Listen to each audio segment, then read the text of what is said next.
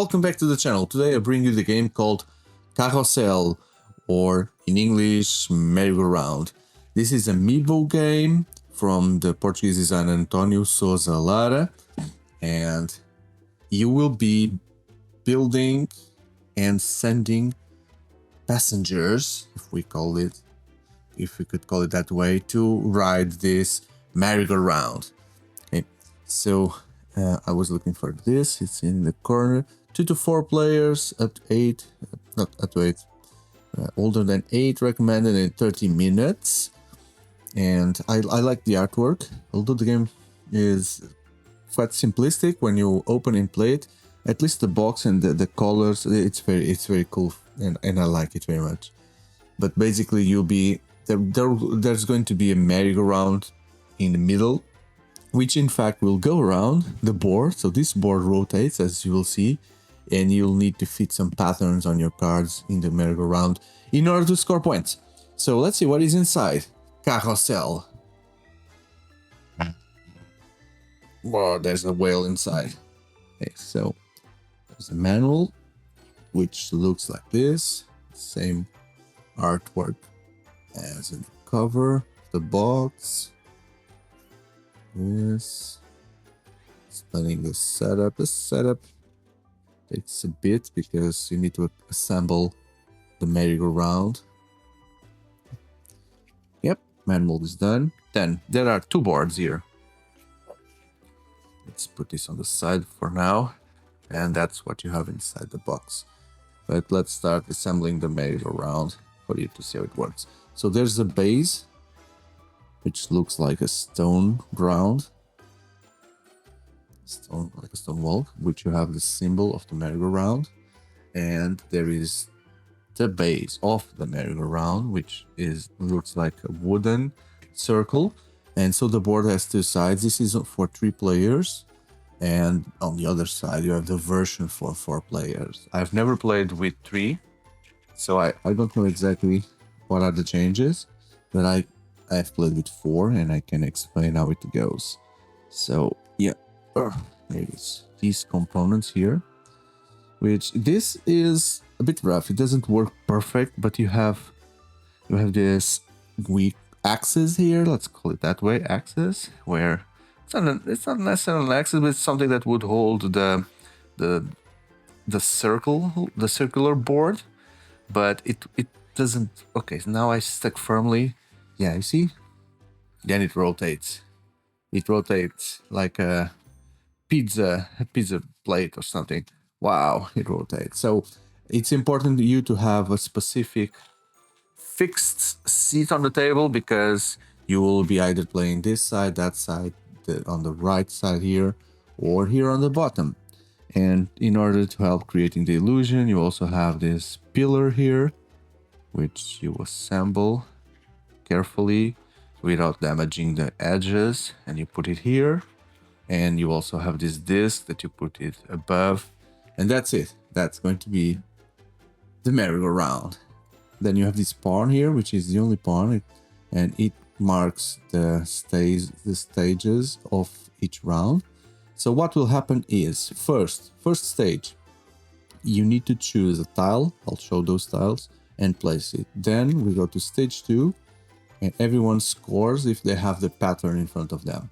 Then stage 3, it rotates clockwise 90 degrees, like this.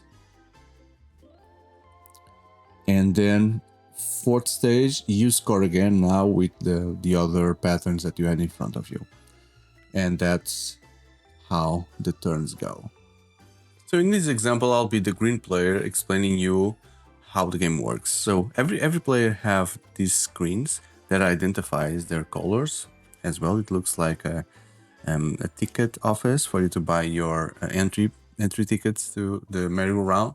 But this tries to hide the amount of tiles and points, etc. that you already acquired. But for the sake of this explanation, I'll just get rid of it for you to see it plenty. Okay, so everybody also have these cards with their colors. So I have the green ones, and these cards have numbers from 1 to 12. You only have one time each number. Okay, so I only have 1, 1, 1, 2, 1, 3, etc.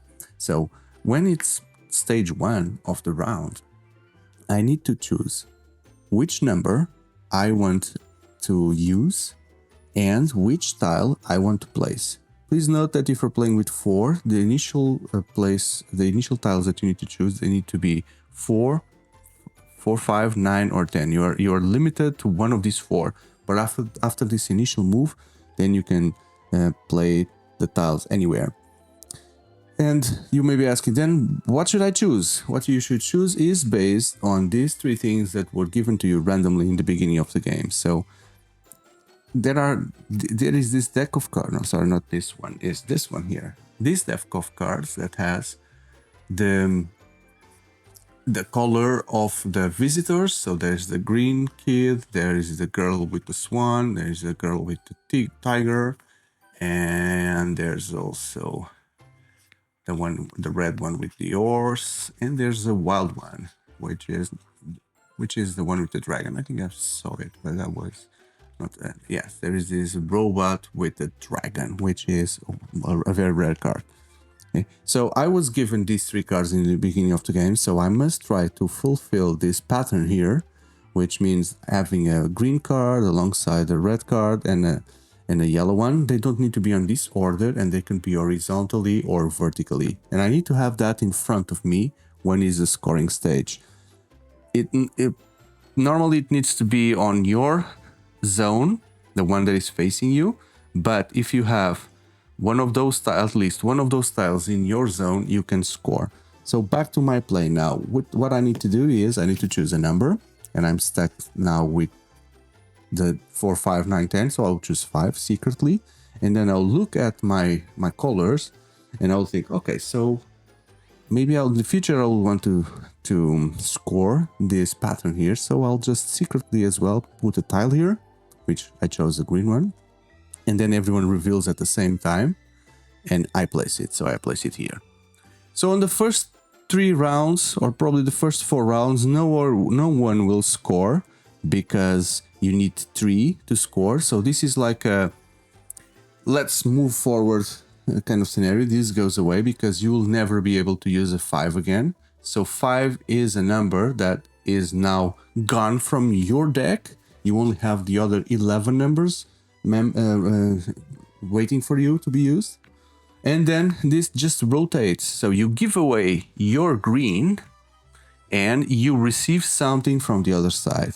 Then you need to choose another one, and now you can use the whole deck except the one that you don't have.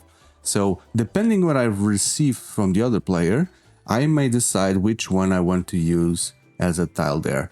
But what you need to be thinking already is, after this rotates, you will get the side from this player here.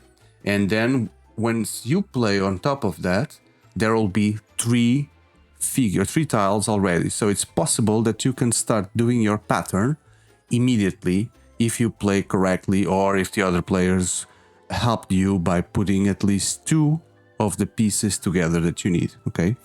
But in a way, when you look at the pattern, although it's not a pattern that may help you immediately, you may start thinking about when this goes around, it comes back to you. If already there is a setup that you will be able to put tiles and score your points, because this is where the points are coming. Okay, so imagine this. There is this pattern here, and you have this, this, and this. Again, it doesn't need to be in this order, it just needs to be a red, a green, and a yellow together. And in fact, you were able to do that. Okay, so then what happens? You are forced to score when this comes in front of you on the scoring phase. So these kids will need to go and ride the merry-go-round like this. And when this happens, these cards, they are given to the players that have placed the tiles. So it's not only scoring on your side, but also making sure that your tiles will be used by the other players in order for them to score as well. So in this example, you have yellow player, green, which is me, and yellow player again. Okay, so the yellow player will get the red and the yellow card, and now I only score the green one because that's my tile. So I score this amount of points in the end of the game. I keep it secret on my side, and the yellow player was lucky because it scored 4 points already. Be careful, some cards are only used for maximum number of players. Okay. So this is how the game goes.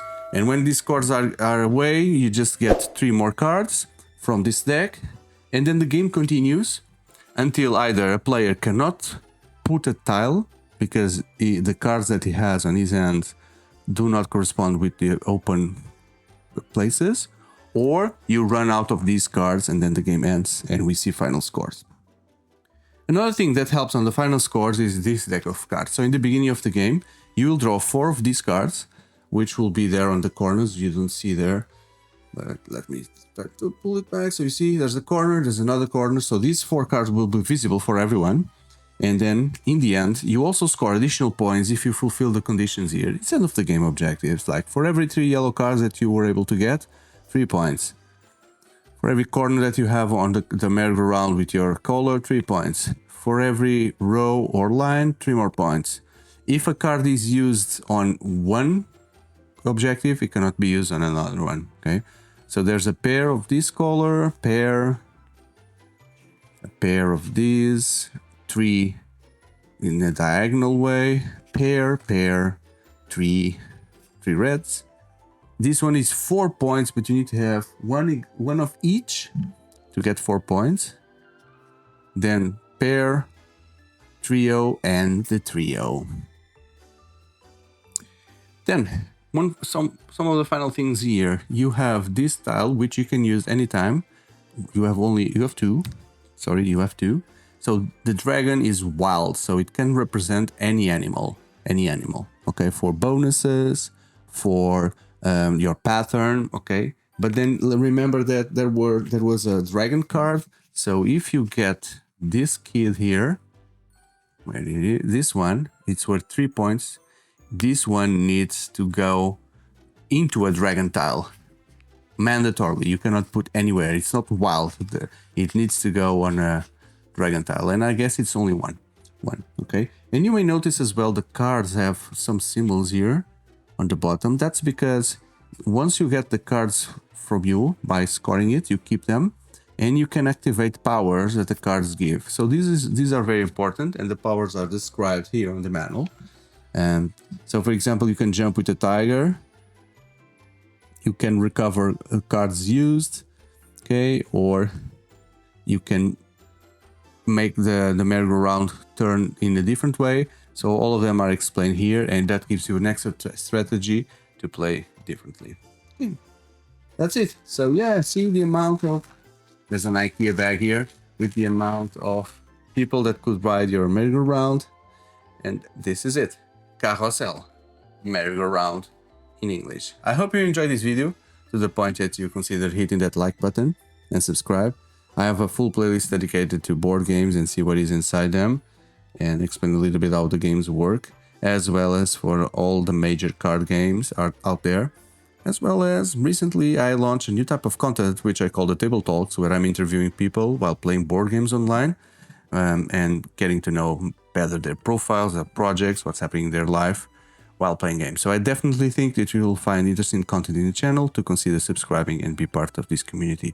Thank you very much, and I see you on the next video. Goodbye.